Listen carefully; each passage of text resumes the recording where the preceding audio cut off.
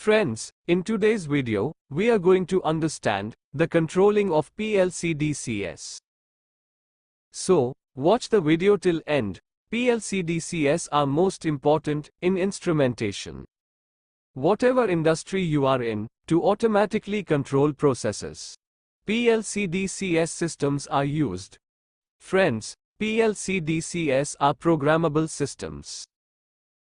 Means, you can also program them according to your requirements. Look friends, just like every system has inputs and outputs. Similarly, PLC systems also have inputs and outputs. Here, you have to keep a simple concept in mind. That, PLC DCS systems receive inputs and, according to the written program, update the outputs. With this, you will also understand PLC system. So understand carefully. PLC systems receive inputs from sensors and switches. Let's understand this first. Suppose, in the field, there are N switches and N sensors. Signals are being received from these signals reach to PLC DCS through panels.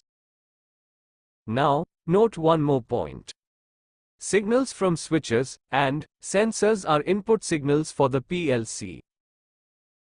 Signals from sensors means signals from all transmitters, RTD, thermocouples. Switches signals may be like pressure switch, level switch, limit switch signals. Now see, the program is written on PLC DCS. According to this written program, outputs get updated. Or, you can also say that, according to the written program, output signals are sent. Output signals are sent to control wheels, on-off valves, VFD, motors, etc. I think you must have understood from here. Let us understand this with examples. First, let us take the example of switch. Let us take an example. At certain pressure, the motor automatically stops. For this, we will install a pressure switch. Look friends.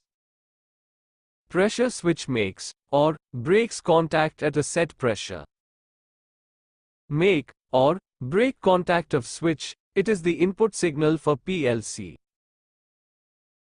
So, at whatever pressure, the motor has to be stopped automatically. We will set that pressure in the pressure switch. As soon as the pressure reaches that set limit, the contact will change. And, from the PLC system, command will be given to stop the motor. Similarly, when a set pressure is reached, the motor can also be started. And, the color of the motor also changes on SCADA. When motor stops from start, or starts from stop. Apart from the motor, any other instrument can also be operated. Now let us explain that, when signals come from sensors. How do PLC systems send outputs? Look friends, signals from sensors, or transmitters, are input signals for the PLC system. PLC systems receive input signals from sensors through PLC panels and, according to the program written on the PLC. Output signals are sent from the PLC. For example, suppose, to maintain any pressure, signal comes from pressure transmitter and, passing through the PLC panel, received to PLC. Now, in PLC programming, there will be a PID controller to maintain pressure, which sends output signal to control elements or control valves. And, pressure or other parameters can be maintained. Look friends, many PID controllers are used in PLC programming, and different processes and machinery are controlled. Outputs of PID controllers are given to various control valves. Usually, in PLC DCS, to control each section of the machines, there is a dedicated controller. This controller maintains the parameters. Here, you will find in the image, different controllers are shown in blocks. These controllers maintain various parameters. So friends, this was our video. Thanks for watching the video.